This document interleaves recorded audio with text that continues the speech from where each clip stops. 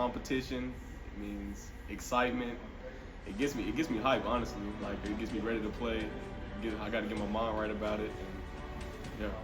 Oh, it's huge.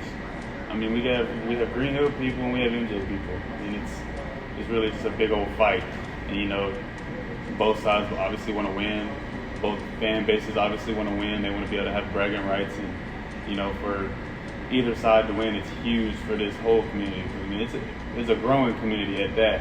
So, I mean, shoot, it just keeps getting bigger and bigger, and this rivalry is just going to keep getting bigger and bigger. I mean, it's crazy. The crowd's crazy. The game's crazy. The anticipation's crazy. It's awesome. That's why you play high school football, and that's why you play football in general, just to get those environments. Yeah, it's incredible.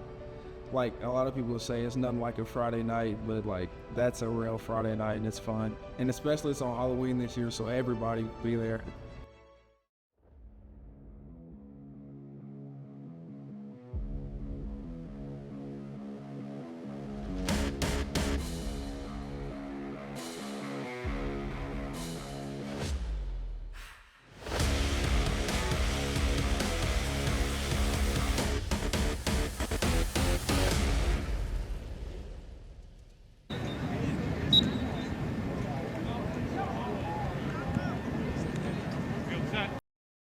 What is it about Mount Juliet and Greenville? I mean, you guys know each other, you grew up with a lot of these kids. What is it about this rivalry that makes it so special?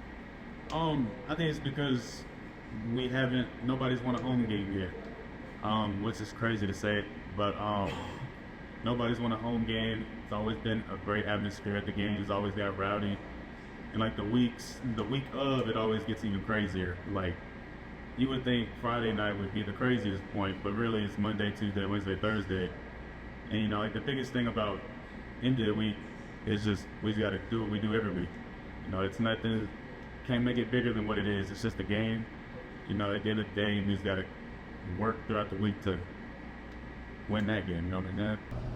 Yeah, the fact that we've all known each other since we were kids. Like Aaron was with us that whole time, and we played football in Little League with Cannon. There's a lot of bad blood between us too. I think coaching staff wise. Yeah, that's a lot of it. I guess I don't know. Well, both teams have had success. That's one thing you look for in a rivalry. I think it always means a little bit more when you're in the same region, and obviously with what we can potentially have, well, either way, what we're going to have in our game, you know, will affect the regional championship. So that makes it that much more important. But you know, in the beginning, I would have said, because so many people know each other and all that, and they still do, but I think those are a little bit once removed now. You know, because the school's established itself there, and they've had 4 classes go through. I don't know as many people as I did in the beginning. I'm sure they do, which makes that a big deal too. So, you know, and Green Hill's the same way. It's fun to be in the situation you're in. It's nerve-wracking to be in the situation you're in when you. That is a major rival for us, but it doesn't take away from the Lebanon rivalry or the Wilson Central rivalry or the Gallatin rivalry. You know, so the good part about that is the gates come in pretty handy, so that's the good part. So they'll get that this year. I think it's just the passion behind both programs, because you have kids that generally care about the program. It's not a transient type of program between both of them. They kind of grow up being a part of the community that they're in. Mount Juliet obviously has been here a lot longer, but I really feel like we have an investment on both sides of the program that kids, families, moms, dads, grandmas, they really care about the outcome of this game. So I think when you involve the outside population along with the people that are playing, I think that's what makes it so special and so much hype around it.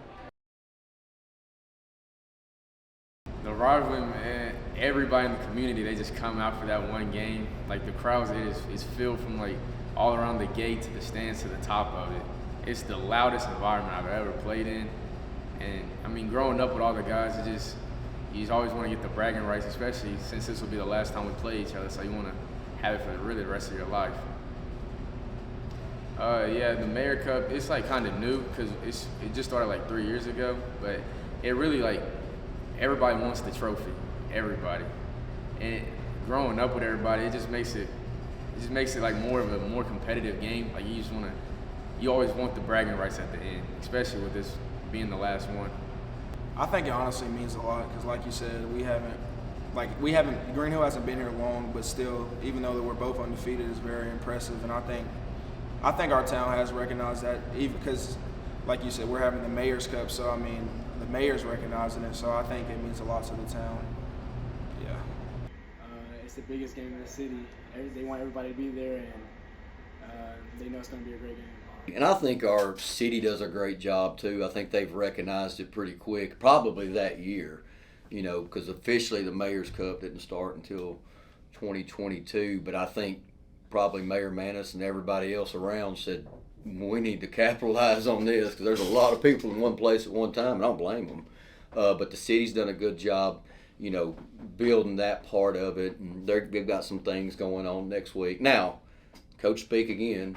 We can't get distracted by that. We have to have a great week of practice. With the game being 24 hours earlier, we've got to make sure that our film study's on point, hydration, nutrition, all those things, because there's going to be emotion and all. And a lot of times you see it in games happen the other night. You see cramps even later in, October and in November because of that emotion. So you got to take care of your body. I think just putting our facility on, for everybody to come to. I think that our atmosphere is one of the small, rare ones across the state, just because the people there are really loud. They're really excited about football. You've got lights that are flickering. You've got the band playing. You've got cheerleading. Everybody there is about wanting to be successful as a group. So I'm just excited about putting our whole school, administration, EJ Wood, Christian Capozzi, on for everybody to see and to share that for our group and our community in hopes that they find a home at Green Hill High School. That first year they were there and we didn't play them at all. Those kids at that school went here, and so I think that's part of it. And so I mean, like you said, we played with them, we grew up with them. Like we're all Mount Juliet at the end of the day. The fact that they came in our house and beat us kind of set the first year, my freshman year, kind of set a tone for us to come in there and beat them, which needed to happen, and then kind of vice versa for them, and then it's our job to make it right. I mean, not only that though, I mean, our school's only had one other undefeated season, and so I mean, that's what we're really looking forward to. I mean, top spot of the region's nice and all that, playing home games and playoffs is nice, but undefeated season hasn't been done here very often, so we'd like to be that team. Well, honestly, I think it's that the fact that I didn't get to play with my team last year, and then honestly just the rival. Like I love the rival between us and Green Hill, and when I played sophomore year, that game was crazy, and I really miss the environment that Green Hill game was, and I just can't. I'm just looking for that again. A lot of people don't know this, but we kept 35-3 in our weight room the whole off season because honestly, it was probably the most embarrassing game I've seen. Even though I didn't play, I'm still a part of the team, so it hurt pretty bad. So I think and like Tyler said earlier, we're more as a unit this year. Last year, when I got hurt, I think, not just because I got hurt, I don't know, even before I wasn't hurt, we weren't really a team. But this year, we're all together. And the seniors, we've been playing with each other. Me and T, we've been playing with each other for 13, 14 years. Atticus, same. And I think we're together, and I think we're just ready for this game this year, too. Do you guys think about this rivalry all the time, or is it just kind of when they? I personally don't. I don't know. I can't speak for everybody else. But like I said earlier, at the end of the day, it is just another game. If we don't prepare the same way we do against everybody, for example, Laverne last year, should have been a win, but we didn't prepare the same way, we lost. That can happen with anybody. So, it's all about the week of, not that game.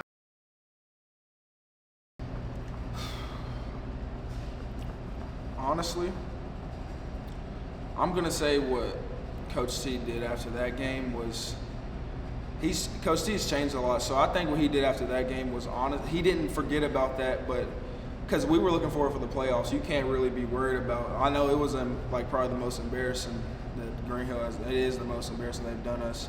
But I think Coach T was more like, let's just get ready for next week. We got a playoff game, and we knew we were going to have Oakland second round, so we really couldn't even be worried about that game. So I think it wasn't really, he didn't really have a bad message. I think it was more positive. And just know juniors, next year is your senior year. So we know this year is time to handle business. I would take more of the blame of the loss than anybody, because in that setting, we were the regional champions at that time. And this is not to take they beat us. It's not taking anything away from that. But we lost John Michael Crudup in week 9 in the Franklin game. And it set my brain in motion on, are we capable of competing with Rutherford County if somebody else, we call it gets a phone call around here, we don't want to use the word injured, somebody else gets a phone call, or 2 or 3 other people. And so we didn't pull the trigger on the two-way thing in that game and ended up doing that in round 1 against Rockville, and it paid off, tremendously well. But we were not a good enough football team to win that game in that setting, and I didn't give us a good enough chance. That's part of it. Most of it, though, was Green Hill played really good from the jump. Now, in games like this, early success or early failure with teenagers and momentum makes a huge difference. Last year, it was them. The year before, it was us with the opening kickoff. I value special teams a lot. They value special teams a lot. So, I think early on, that's always going to be a big part of it. I mean, of course, it's field position too, but if you go back the last time we were there, it was the kickoff return and a block kick for a touchdown that really made the difference for us in that game. So it's going to be a big game.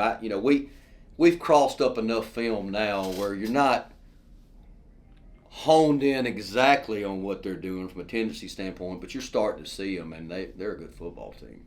Yeah, I think we have a different dynamic on our team. Our team this year is very much player-led. It's we don't have to get in there and really rah-rah them or hype them up or anything like that. The kids are, they're buzzing every day at practice. They're holding each other to a standard every day. And a lot of our coaching isn't done on the field. It's done in the film room. So, and we never have to preach about effort or attitude or body language or any of that. And I think that's what is a little bit different from last year. Not to say that team wasn't good, because by standard they played a great game, particularly in this game last year. But I think where we are just right now is kids are in the moment. They understand what's at risk. And, last week was about hosting a playoff game. This week is about solidifying the number 1 seed. So every week just trying to give a small goal to get a larger milestone. It's huge. It's what we practice for and what we prepare for, to be honest. And it means a lot. And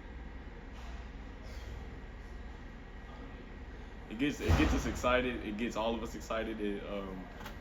It's a mix on all of them. There's definitely some friends over there, and some people we have some mixed blood between, but between it all, there's still respect for them over there, and it's competition, and it's exciting to play against them. Most definitely.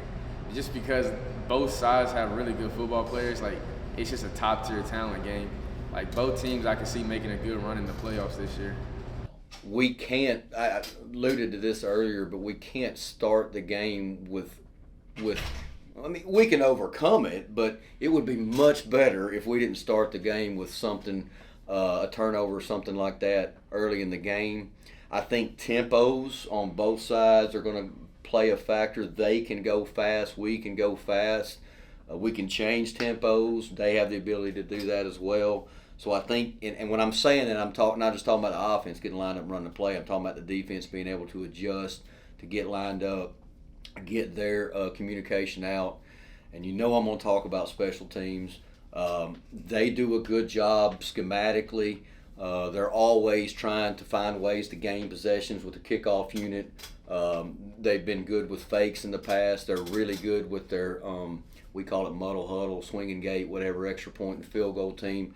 where they'll try to count numbers and see if we're one light, and then go for two. I always say about plays like that, they're worth points regardless. When you line up to attempt a field goal and an extra point, you're either getting points or you're not. You're stopping them from getting points. So those are big downs.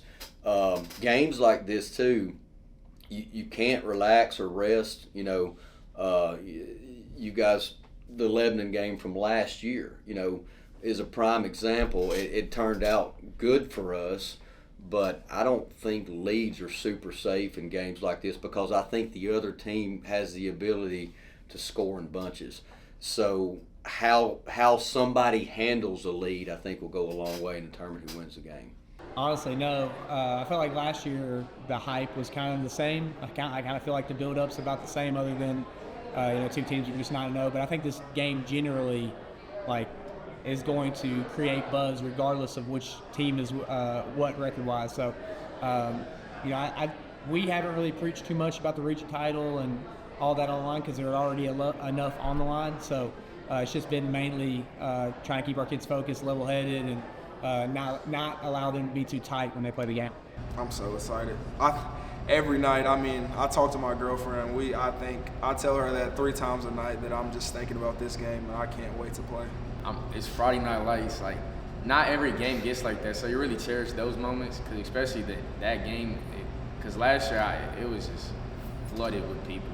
But I think, that's what we're all looking for. I think that would be great because, like you said, we're both undefeated, and we're both going to go out there and play our hearts out. But at the end of the day, it would be very special to go over there again and take the Mayor's Cup. We're going to leave that to Halloween. We're not going to predict nothing. We're just going to, let it be a show. That's the right answer. Well, that's the right answer. How kind of cool is it that it's on Halloween? That's awesome. That's awesome. Hopefully their theme is cool. Costumes. Because that's what ours is. So that'll be pretty cool. That's a crazy night to play football. Scary night to play football. Scary, spooky. It's exciting. It's just opportunity to play on Halloween. A big Halloween, big holiday. A lot of people like playing on. It's just hopefully the whole town's there, and I expect that to happen.